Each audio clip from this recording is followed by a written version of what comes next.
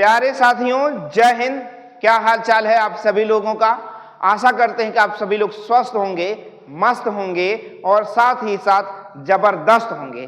प्यारे साथियों, आज के इस वीडियो में आप सभी के लिए आरआरबी ग्रुप डी परीक्षा 2022 में पूछे गए गणित के प्रश्नों को हल कराया जाएगा।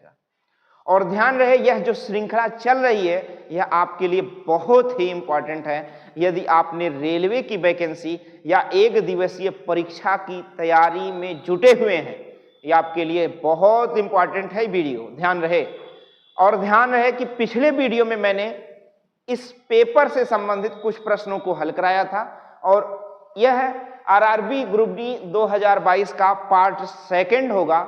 इसमें भी कुछ प्रश्नों को हम गणित के हल करने वाले हैं। देखो बाबू, जितना मन से आप पढ़ोगे उतना मन से आपका तैयार हो जाएगा, उतना अच्छा तैयार होगा कहा जा सकता है। क्योंकि पढ़ाई केवल एक बार करनी है। जब आपकी तैयारी एक बार हो जाती है तो बहुत सारे कंपटीशन अपने आप निकलने लगते हैं। फॉर्म भरोगे, तैयारी कंप्लीट हो जाएगी तो ढेर सारी वैकेंसियों में आपका नाम आने लगेगा। तो एक बार तैयारी आपको करनी है और मन से करनी है। गणित हो, देखो कॉम्पिटिटिव एग्जाम में सभी सब्जेक्ट को बैलेंस बनाकर चलना होता है, तब जाके सिलेक्शन होता है। ऐसा नहीं कि किसी एक सब्जेक्ट को बहुत ज्यादा पढ़ डाले और किसी दूसरे सब्जेक्ट को धरा का धरा रहने दे, ऐसा नहीं। सब्जेक्ट एवरेज में पढ़ना है आपको। जो ज्यादा आ रहा है उसको लगातार पढ़ते रहना है, जो नहीं आ रहा उसको ज्यादा पढ़ना है। कुछ इस प्रकार से आप तैयारी बरकरार करोगे तो सिलेक्शन पक्का है, यानी जीत निश्चित है। चलिए आज के इस वीडियो में हम सभी लोग देखते हैं पहला प्रश्न क्या कहता है। तो देखिए अगला प्रश्न है कि एक त्रिभुज की एक भुजा की लंबाई इसकी सबसे छोटी भुजा के दुगने से 7 मीटर अधिक है। इसकी अन्य भुजा की लंबाई इसके सबसे छोटी भुजा के 3 गुने से 5 मीटर अधिक है। यदि त्रिभुज का परिमाप 90 मीटर हो तो इसकी सबसे छोटी भुजा की लंबाई ज्ञात करना है। सबसे छोटी भुजा की लंबाई ज्ञात करना है। ध्यान रहे, सबसे छोटी भुजा की लंबाई कैसे ज्ञात की जाएगी। परिमाप दिया है, परिमाप बराबर सभी भुजाओं का योग। फिगर बनाना चाहो तो आप बना लो कि एक त्रिभुज है जिसकी सबसे छोटी भुजा माना x है और इसकी दूसरी भुजा क्या है, इससे 2 गुना ज्यादा प्लस में 7x। एक भुजा की लंबाई इसकी सबसे छोटी भुजा के दुगने से 7 मीटर अधिक। देखो दुगने से 7 मीटर अधिक है कि नहीं। तथा अन्य भुजा इसकी सबसे छोटी भुजा के 3 गुने से 5 मीटर अधिक है। ये हो गया त्रिभुज की सभी भुजाएं। अब आपको दिया क्या है, परिमाप। क्योंकि परिमाप आपको दिया है, परिमाप बराबर होता है, यहां पर दिया गया है 90 मीटर और परिमाप बराबर होता है सभी भुजाओं का योग। तो आप इन्हें जोड़ लेना है। 3 2 5, 5 1 6x, 7 5 12 बराबर क्या हो गया 90 के। 12 प्लस है, 12 माइनस हो जाएगा तो 6x बराबर आ जाएगा। 10 में से 2 गया 8, 8 में से 1 गया 7, 6 से भाग दे देना। x का मान आ जाएगा 6 1 6, 6 3 18, यानी x का मान 13 आ गया। यानी x के स्थान पर हम क्या रखने वाले हैं, 13। यानी सवाल का उत्तर हो गया आपका, सवाल का उत्तर हो गया 13। सबसे छोटी भुजा आपकी 13 मीटर की है। यह पहला प्रश्न आपको समझ में आ जाएगा। अब देखो, आपको सवाल ऐसे लगाओ, कन्फर्म लगाओ, एक बार तैयार हो जाएगा तो अच्छे से लगा पाओगे। अब इसी सवाल को आपको लगाना होता तो सीधे लगाते। इसकी सबसे छोटी भुजा माना x है, अगली भुजा कितनी है, इसी के 2 गुने से 7 मीटर ज्यादा है। इसके बाद अगली भुजा क्या है, इसी सबसे छोटी भुजा के 3 गुने से 5 मीटर ज्यादा है। इन सबको जोड़ लेना। 3 2 5 1 6x और 7 5 12 बराबर किसके, 90 के। 12 प्लस है, 12 माइनस है तो भैया यहाँ आ जाएगा 78 और 6 से भाग हो जाएगा तो 13 6 78, यानी x का मान 13 आ गया। यानी सबसे छोटी भुजा हमने माना था 13। सवाल का उत्तर 2 लाइन में उत्तर हो गया। समझने के ऊपर है, आप जितना अच्छा समझ सकते हैं, सवाल को जितना अच्छा पढ़ सकते हैं उतना अच्छा उसको नोट करेंगे और उतना अच्छा उसका आपका सवाल करेक्ट और करेक्ट आएगा। बात समझ में आ जाएगा। चलिए अगले प्रश्न की ओर चलते हैं हम सभी लोग। अगला प्रश्न कहता है द्विघात समीकरण के मूल ज्ञात कीजिए। देखिए, मूल ज्ञात करने का सूत्र भी है और बेसिक भी है कि एक ही साथ में दोनों मूल ज्ञात हो जाएंगे। बात समझ में आ जाएगा। द्विघात समीकरण के मूल ज्ञात करना है।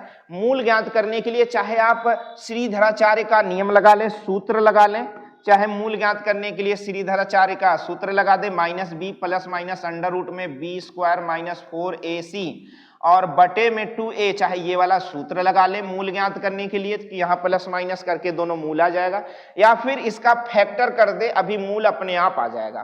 देखो यहाँ 6 त्रिक 18 हो गया, यानी 6x स्क्वायर और यहाँ 3x बराबर 0।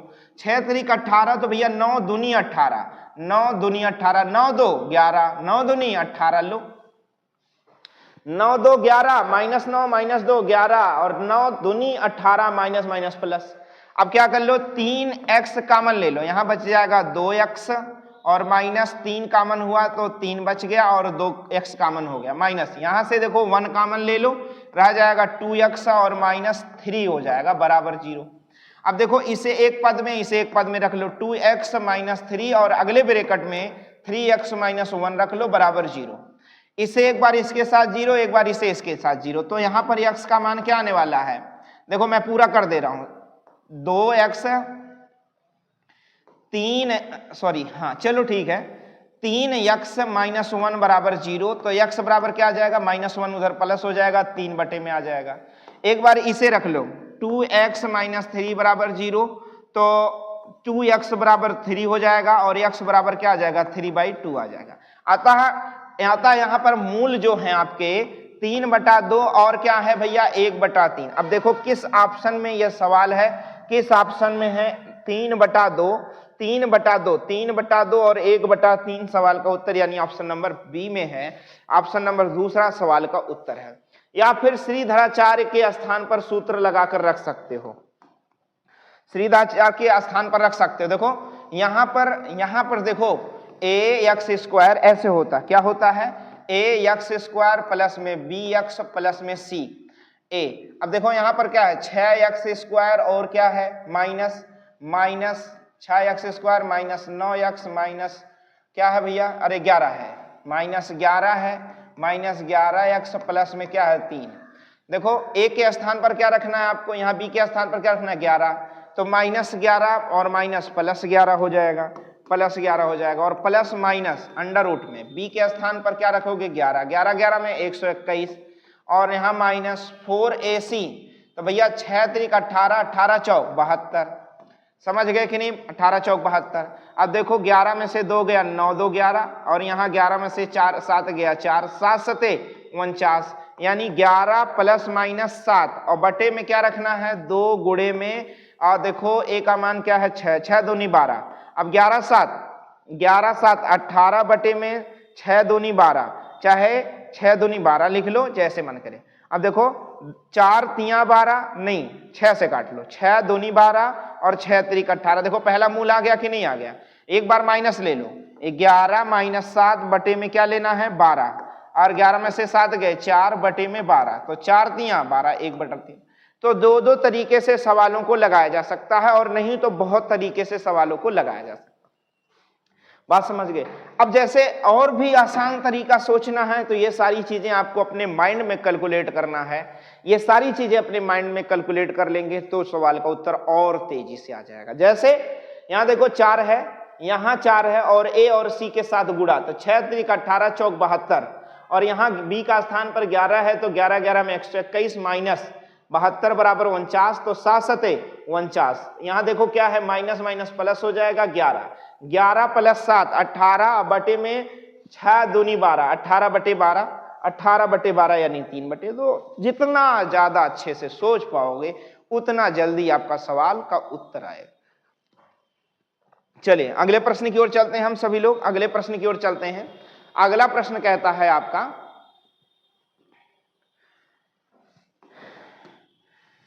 25 किलोमीटर प्रति घंटे की चाल से चल रही 150 मीटर लंबी रेलगाड़ी को 100 मीटर लंबे सुरंग को पार करने में कितना समय लगेगा। आपको मैंने बताया होगा, ऑफलाइन क्लास में भी बार बार मैं बताता रहता हूं, जब इस प्रकार से प्रश्न आता रहता है कि जब एक ही दिशा में 2 ट्रेनें चल रही हों तो लंबाइयां जुड़ती हैं। जब विपरीत दिशा में ट्रेनें चल रही हो तो भी लंबाइयां जुड़ती हैं। जब कोई रेलगाड़ी किसी प्लेटफॉर्म, ओवरब्रिज, गुफा, पुल है, नदी आदि सारी चीजों की जिसकी कुछ न कुछ लंबाई है उसको पार करती है, तो ट्रेन प्लस उस वस्तु की दूरी आपस में जोड़कर वही ट्रेन तय करती है। ये सारी बातें बताई गई होंगी। यहां पर देखो 150 मीटर लंबी रेलगाड़ी है। रेलगाड़ी कितनी लंबी है? रेलगाड़ी जो है 150 मीटर लंबी रेलगाड़ी है।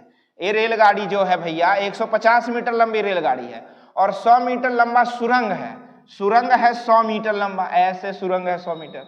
इसको पार करने में देखो, अब रेलगाड़ी इसमें घुस गई, क्या पार हो गई? पार हो गई नहीं ना? पार हुई नहीं ना? अब देखो पार हो रही, अभी तक पार नहीं हुई, अब पार हो गई, बाहर निकल गई। यही पार होना होता। मतलब अभी मान लो सुरंग यही है आपका, इसमें रेलगाड़ी घुस गई, इसमें रेलगाड़ी घुस गई तो निकली नहीं ना? अभी नहीं निकली ना, इसलिए देखो पार हो गई। हाँ, अब पार हो गई। इसे ही पार करना करते हैं। तो अपनी लंबाई प्लस उस गुफा की लंबाई के बराबर दूरी तय करेगी। अब बात आपको समझनी है कि यहां पूछा क्या है? समय। तो बताओ समय बराबर क्या होता है? दूरी बटे में। समय बराबर दूरी बटे में चाल होता है। अब भाई दूरी कितनी है? 100 मीटर और 150 मीटर और 100 मीटर कुल 250 मीटर, और बटे में चाल कितनी है? 25 किलोमीटर प्रति घंटा। अब ये मीटर है, ये किलोमीटर प्रति घंटा है, इसे 5/18 से गुणा करते हैं और 18 यहां बटे में है तो 18 एकदम ऊपर चला जाएगा। अब देखो 25 पंचे 125, 25 पंचे 125, 125 दूना 250, 18 दूनी 36 सेकंड सवाल का उत्तर आ जाएगा। 36 सेकंड सवाल का उत्तर हो जाएगा। एकदम आसान सा सवाल आपकी परीक्षा में पूछा गया है। ऐसे में आपको इसी प्रकार से इन्हीं सब सवालों को हल करना है। देखो मैं आपको समझाता चल रहा हूं। अब आपको प्रैक्टिस सेट या प्रीवियस ईयर का पेपर लगाने से फायदा क्या होगा कि अगर इस प्रकार से कोई प्रश्न फिर से पूछा गया, और ध्यान रहे गणित में क्या होता है कि इसी प्रकार से प्रश्न घूमते रहते हैं, अंक बदलता रहता है। इसलिए गणित में प्रीवियस ईयर का पेपर यदि आप हल कर डालते हैं, सॉल्व कर देते हैं, तो आप बहुत ज्यादा से ज्यादा नंबर पाए जाएंगे। चलिए हम सभी लोग अगले प्रश्न की ओर चलते हैं। अगला प्रश्न आपका कहता है कि 10 पुस्तक। ये देखो बहुत बार आपकी परीक्षाओं में सवाल पूछा जाता, बहुत बार, रिकॉर्ड तोड़ बार सवाल पूछा जाता है। ये जब देखो तब किसी ना किसी परीक्षा में घुस जाता है, ऐसे मान के चलो। एग्जामिनर क्या करता है? इसी सब सवालों को, अब इसका मैं एकदम शॉर्टकट आपको बताता हूं, बहुत आसान तरीका बताता हूं। जैसे जो लिखा है उसे आप पढ़ो। देखो क्या लिखा है, 10 पुस्तकों का विक्रय मूल्य। तो आप लिखो 10 का एसपी लिखो, लिखे कि नहीं लिखे? 15 पुस्तकों का क्रय मूल्य, 15 का सीपी लिख लिए। का मतलब गुणा, का बराबर है, लो बराबर का चिन्ह लगा दिए। अब देखो एसपी को उठा के यहां कर दो और ये 15 को उठा के इधर कर दो, यानी अंकों को एक तरफ, यानी 10/15 बराबर क्या आ गया? सीपी बटे में एसपी। सीपी मतलब कास्ट प्राइस, एसपी मतलब सेलिंग प्राइस। अब देखो खरीदा कितने में है? 10 में। बेच कितने में रहा है? 15 में। खरीदा कितने में? 10। बेच कितने में रहा? 15 में। तो फायदा कितने का हो रहा है? फायदा कितने का हो रहा भैया? 5 रुपए का फायदा। तो फायदा बटे में सीपी क्रय मूल्य, क्रय मूल्य और गुणे में 100 सवाल का उत्तर फायदा हो रहा है। 0 से 0 खत्म, 5 10 में 50%, 50% का लाभ हो रहा है। क्या हो रहा है? 50% का लाभ हो रहा है इस खरीद और बिक्री में। समझ में आ जाएगा ना? एकदम आसान सा तरीका बताया है और हर एग्जाम में इस प्रकार से सवाल पूछा जा रहा है, चाहे वो एसएससी हो, चाहे वो एसएससी हो, चाहे वो रेलवे हो, चाहे आप सीसेट देखो, चाहे आप डीएलएड सेमेस्टर देखो, या आप एग्रीकल्चर से जो कंपलसरी मैथ है उससे देखो। हर एक कंपटीशन के लिए ये सब प्रश्न बहुत इंपॉर्टेंट होते हैं, आपको तैयार रखना है। चलिए अगले प्रश्न की ओर चलते हैं। अगला प्रश्न आपका कहता क्या है, ध्यान दीजिए।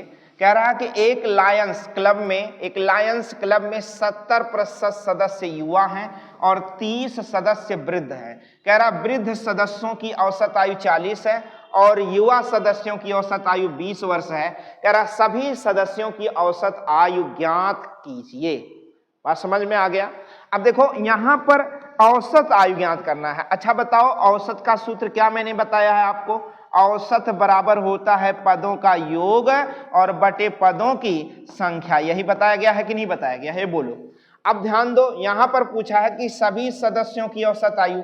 तो भैया आप पहले देखो 70% युवा हैं, 30% वृद्ध हैं। वृद्धों का औसत आयु 40 दिया है। अगर हम कहें वृद्धों का योग बताओ तो भैया इसे आप मान लो कुल संख्या कितनी है? 100 संख्या कितनी मान लो? 100 आप मानना। जब ऐसे में कुछ दिया ना हो तो आपको संख्या माननी है 100।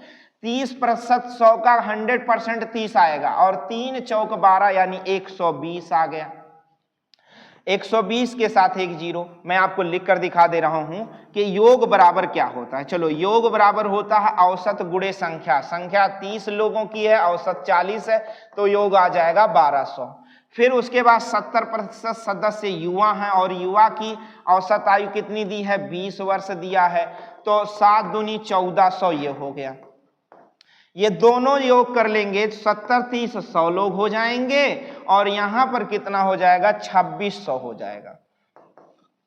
अब ये योग आया है, योग बटे में संख्या अगर हम कर दें तो औसत आ जाएगा, यानी उन सभी लोगों की औसत आयु कितनी होगी? 26 वर्ष होगी। सवाल का उत्तर हो जाएगा। जिस भी प्रश्न को आपको कहने का मतलब, जो भी प्रश्न आपको समझ में ना आ रहा हो, नहीं आ रहा हो, तो आप हमें डायरेक्ट कॉल कर सकते हैं या फिर आप हमारे अपने इस YouTube चैनल के मैसेज बॉक्स मैसेज सेंड कर सकते हैं कि सर हमें ये प्रश्न नहीं समझ में आ रहा, या इस टाइप का प्रश्न और एक दो आप करा दीजिए। बस मैं आपके लिए रेडी हूं, चिंता करने की जरूरत नहीं। चलिए अगले प्रश्न की ओर चलते हैं। अगला प्रश्न देखिए, कहता क्या है समझ लीजिए, सुन लीजिए, समझ लीजिए। कह रहा है साइन 30 अंश। देखो ट्रिग्नोमेट्री का सवाल है और आपके रेलवे की परीक्षाओं में बहुत ही आसान ट्रिग्नोमेट्री का प्रश्न पूछा जाता है, जिसे आपको तैयार रखना है और तैयार रखना है। देखो तैयार क्या रखना है, इसमें तैयार क्या रखना है? सारणी तैयार रखनी है। सारणी कौन सी? जैसे अगर कहते भैया साइन 30 अंश का मान बता दो तो आप बताओगे 1/2। अगर मैं कह दूं कास 30 अंश का मान बता दो तो क्या बताओगे? √3/2 बताओगे। क्या बताओगे? कास 30 का मान क्या बताओगे? √3/2। अगर मैं कहूं कास 60 का मान बता दो तो क्या बताओगे? 1/2 बताओगे। मैं कह दूं साइन 45 अंश का बता दो मान क्या होता है तो 1/√2 बताओगे। अगर मैं कह दूं tan 30 अंश का मान बता दो तो क्या बताओगे? 1/√3 बताओगे। tan 60 अंश का मान आपसे मैं पूछ दूं तो √3 बताओगे। tan 45 का मान पूछ लूं तो आप क्या बताओगे? 1 बताओगे। अच्छा ये बात समझ में आ गई हो, इसे आपको याद रखना। इसको याद रखने का मैं ट्रिक आपको बता देता हूं कि आपको लिखना क्या है। लिखना है, देखो यहां पर आपको लिखना है 1 2 3 4। बात समझ गए ना? क्या लिखना है? 1 2 3 4 हो गया ना। और उसके बाद आप देखोगे 0 भी लिखना है, 0 1 2 3 4, ठीक है ना। अब इसमें सब में 4 से भाग, सब में 4 से भाग, सब में 4 से भाग, सबका अंडर रूट ले लेना है आपको, सबका अंडर रूट ले लेना है। और यहां पर देखो क्या आ जाएगा? 0। यहां क्या आएगा? 1/2 आ जाएगा। यहां क्या आ जाएगा? 2 2 4 यानी 1/√2 आ गया। यहां √3/2 आ गया और यहां 1 आ गया। यहां बस साइन लगा दो और यहां लिख दो 0 अंश, 30 अंश, 45 अंश, 60 अंश और 90 अंश। देखो अब आप समझ लो यहीं पर कि साइन 0 बराबर 0, साइन 30 अंश बराबर 1/2, साइन 45 बराबर 1/√2, साइन 60 बराबर √3/2, साइन 90 बराबर 1। अगर यहीं हमें कास का निकालना हो तो कास का ये से उलट जाता 1/√3/2 और 1/√2 और 1/2 यानी 0। tan का निकालना है तो 1 अपान कर लेना है, साइन बराबर tan बराबर साइन बटे कास करके निकाल लेना है। अब चलो यहां सवाल लगाते हैं। देखो यहां सवाल आपको जो दिया गया है, साइन 30 अंश बराबर क्या होता? अभी मैंने बताया तो क्या होगा भैया? साइन 30 बराबर 1/2, कास 60 बराबर भी क्या होता है? 1/2 प्लस में tan 45 बराबर 1 होता है, कोसेक 60। अब अगर साइन 60 याद है, साइन 60 याद है तब आप कोसेक 60 याद कर ले जाएंगे, क्योंकि साइन 60 बराबर क्या होता है, साइन 60 बराबर होता है √3/2, तो कॉसेक 60 बराबर होगा, कॉसेक 60 बराबर 2/√3 हो जाएगा। बात समझ गए ना। अब ये देखो दोनों प्लस माइनस खत्म, खलास, यहाँ रह गया 1/2√3 रह गया, √3 1 जा √3 और प्लस में 2 में √3 रहेगा। यहाँ क्या रहेगा बाबू, √3 रहेगा, √3 प्लस में 2 में √3। अब ऐसा कोई ऑप्शन है नहीं है, तो एक काम करना है, हर का परमीकरण आपको करना होगा, √3/√3 से गुणा, इसका इसके साथ गुणा करोगे तो √3 √9 और √9 का वर्गमूल 3 प्लस में इसका इसके साथ होगा तो 2√3 होगा। यहाँ √3 से √3 गुणा होगा तो √9 आएगा।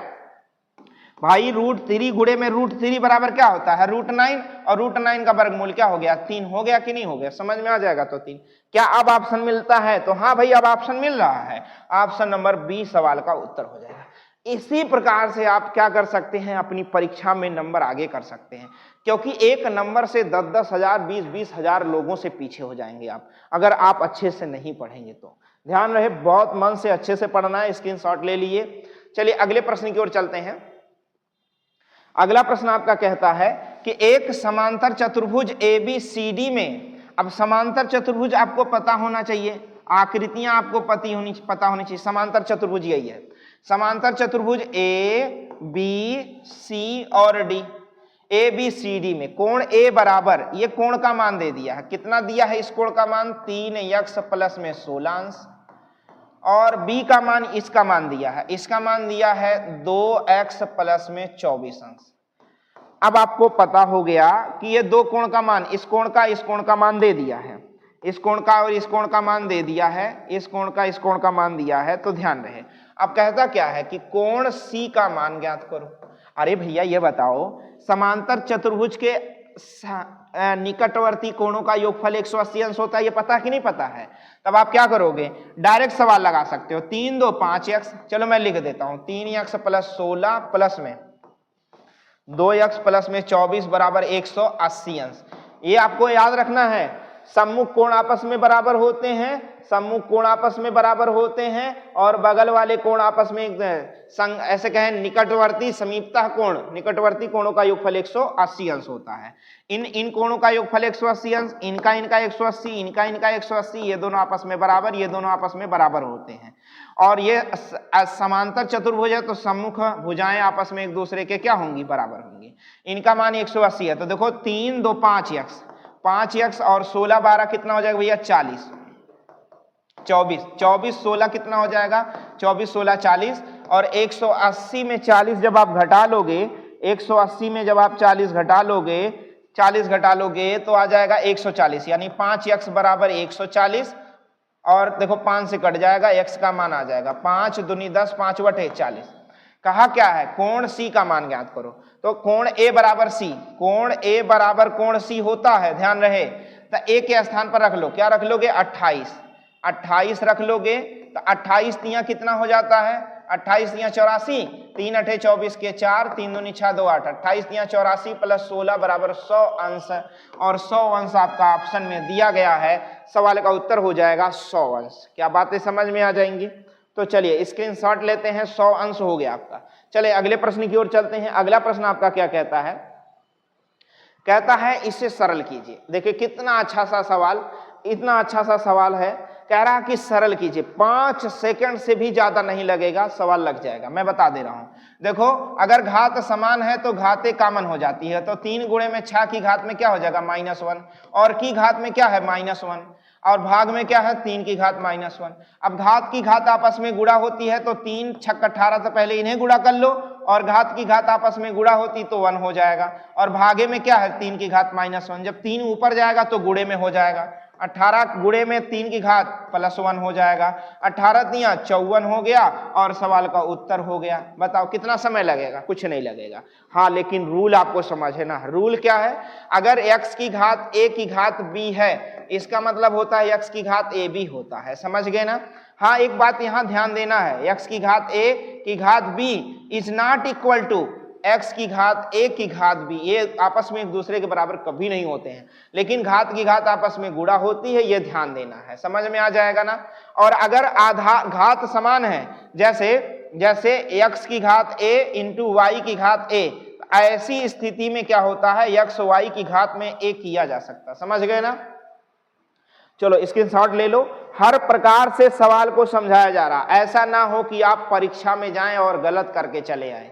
ध्यान रहे यह चैनल आपके लिए काम कर रहा है। अब आपका भी कार्य है कि इस चैनल को सपोर्ट करना है। अगर वीडियो आपको अच्छा लग रहा हो, अगर आपको इस चैनल से कुछ फायदा हो रहा हो तो पक्का है आप एक काम जरूर करेंगे, इस वीडियो को लाइक करेंगे और अपने मित्रों को भी शेयर करेंगे। चलिए समझते हैं, हम देखते हैं क्या कहता है। कह रहा है एक ठोस घन और एक ठोस घनाभ। एक ठोस घन है, क्या भैया, एक ठोस घन है और एक ठोस घनाभ है। घनाभ होता क्या भैया, आयत का चारों भाग, ऐसे कहें वर्ग होता है, ये आयताकार ऐसा होता है कुछ। कह रहा घन की प्रत्येक भुजा की लंबाई यानी माप 5 सेंटीमीटर है और घनाभ की 5 गुणे में 2 गुणे में 8 है। कह रहा खिलौना बनाया गया है, इसे मिलाकर एक खिलौना बनाया गया है। कह रहा इस खिलौने का आयतन ज्ञात कीजिए। तो घन और घनाभ का आयतन क्या होता है, घन का आयतन होता है भुजा की 3 घात और घनाभ का आयतन होता है लंबाई गुणे चौड़ाई गुणे ऊंचाई। यहाँ घन की 3 घात मतलब भुजा की 3 घात, तो 5 की 3 घात पंचम 25 पंचे 125 और यहाँ पर आपको लंबाई गुणे चौड़ाई गुणे ऊंचाई 5 दूनी 10 बटे 80 और 80 125 बराबर कितना हो जाएगा, 205 सेंटीमीटर क्यूब सवाल का उत्तर होगा। 205 सेंटीमीटर क्यूब सवाल का उत्तर होगा। कभी कभी आपके ऑप्शन में सेंटीमीटर स्क्वायर दे देता, सेंटीमीटर दे देता, तब भी गलत हो जाएगा अगर आप सही से नहीं ठीक करोगे, क्योंकि आयतन घन सेंटीमीटर में होता है और क्षेत्रफल वर्ग सेंटीमीटर में होता है। चलो नोट कर लेते हैं, स्क्रीनशॉट ले लेते हैं, अगले प्रश्न की ओर चलते हैं। अगला प्रश्न कहता है, देखो आयु से संबंधित प्रश्न है। वैसे तो यह है आपका रीजनिंग में, लेकिन मैं आपको यहां पर इसलिए करा दे रहा हूं क्योंकि ये रीजनिंग और गणित में दो चैप्टर, एक चैप्टर दोनों विषयों में है और आप कहीं से भी पढ़ोगे फायदा आपको दोनों जगह होने वाला है। कह रहा 1 वर्ष पूर्व परवीना की आयु उसकी पुत्री की आयु की 4 गुनी थी। भाई एक परवीना है, देखो मैं लिख दे रहा हूं, परवीना है एक और उनकी एक पुत्री है, 2 लोग हैं, परवीना है और उनकी पुत्री है। कह रहा 1 वर्ष पहले आप लिखो या ना लिखो भैया ये आपके ऊपर है, क्योंकि वहां पेपर है, आप पेपर बैठे तो लिखने थोड़ी न बैठेंगे।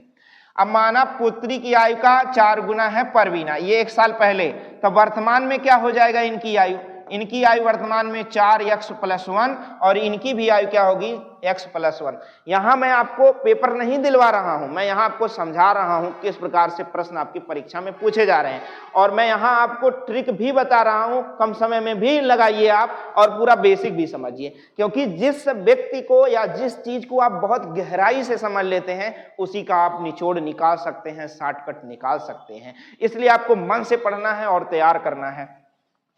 कह रहा परवीना की आयु उसके पुत्री की 4 गुनी थी 1 वर्ष पहले, लेकिन वर्तमान आयु क्या हो जाएगी 4x+1 और इनकी x+1, क्योंकि उम्र साथ साथ बढ़ती है और साथ साथ घटती है। अब कह रहा कि अब से 6 वर्ष पश्चात, देखो 6 वर्ष बाद अब चलते हैं, 6 वर्ष पश्चात, तो भैया 4x+1 में 6 साल जोड़ दोगे तो 4x+6 7 और यहाँ x+7 हो जाएगा। कह रहा परवीना की आयु, जो परवीना है उनकी आयु उनकी पुत्री की आयु की 2 गुने से 7 वर्ष अधिक हो गई है। बात समझ गए रे? उनकी वर्तमान आयु ज्ञात कीजिए, यानी उनकी जो आयु है ये वाली ज्ञात करना है, उनकी वर्तमान आयु का क्या ज्ञात करना है, योग ज्ञात करना है। तो कोई बात नहीं, हम लोग पहले उनकी आयु तो निकाल लें। 2 एकन 2x + 2 सत्ते 14 प्लस में 7 और यहां देखेंगे 4x प्लस में 7 है। देखो 7 से 7 कट गया, 2 आके यहां से घट गया तो 2x आ गया और यहां रह गया 14, तो 2 सत्ते 14 यानी x का मान 7 आ गया। अब देखो यहां पर अगर जोड़ लोगे तो 4 1 5 x प्लस में 1 1 2। अब देखो 7 × 5 = 35, 35 2 37 उनकी आयु हो गई, दोनों की आयु का मिलाकर। या फिर आप यहां कर लो 7 चौक 28 1 29 और 7 1 8 है, 9 8 17 2 1 3 37 साल, तब भी उनकी आयु आ जाएगी। आप सीधे जोड़ लो 4 1 5 x प्लस में 1 1 2 7 × 5 = 35 2 37 सवाल का उत्तर हो जाएगा। समझ में आ जाएगा ना?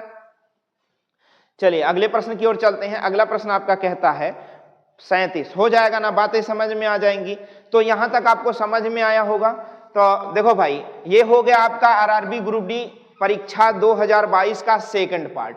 इसके बाद आपको अगले वीडियो में भी जो इस पेपर का निचोड़ है यानी तीसरा पार्ट यानी मैथ के और सभी प्रश्न मिलाकर अगले वीडियो में हल करवा दिया जाएगा।